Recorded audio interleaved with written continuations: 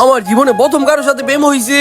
আর ওরে আমার মনের কথা যখনই বলতে চাইছিলাম, আমার সামনে এমন একটা সময় আসে যেটা আমি কখনো কল্পনাও করতে পারি না। আরে তাড়াতাড়ি আসো, প্রিন্সের ভালোবাসা পাইয়া গেছে। এটা শুনতেই যেমন আমার পায়ের তলে জমি সইরা গেল। হ্যালো, আপনার জন্য একটা অর্ডার আছে। ঠিক আছে। প্রিন্সের কথা শুই না আমার কিছু একটা মনে পড়লো। আরে না, প্রিন্সকে প্রপোজ করার জন্য আমি তো একটা ফ্লাওয়ার অর্ডার করছিলাম। মনে হয় ওই ডেলিভারি ছেলেই প্রিন্সকে কল করছে, ফার্স্ট ফ্লোরে চলে আসো। আরে না, ওই ফ্লাওয়ারের ভিতর একটা কার্ডে আমার মনের কথা লেখা আছে।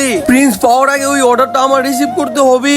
আমি চাই না প্রিন্স এটা পড়ো, কারণ ও অন্য একজনে পছন্দ করে। আমার যে কোনো ভাবে কার্ড ওইখান থেকে বের করতে হবে যেটার মধ্যে আমি প্রিন্সকে প্রপোজ করছিলাম। আরে না, হয়তো চলে গেছে, লোকেশন তো এইখানেই দেখাচ্ছে। আরে প্লিজ কল ওঠাও, কল ওঠাও, আমার ডেলিভারি বয়কে আটকাতেই হবে। জি স্যার, আমি ফার্স্ট ফ্লোরে আইসা পড়ছি। হ্যালো, তুমি কি ফ্লাওয়ার ডেলিভারি করে আইছো? জি, ডেলিভারি করে দিছি আমি। আরে ম্যাডাম, আপনি আজকে তো আমার সাথে আজব আজব কাহিনী করতেছিল।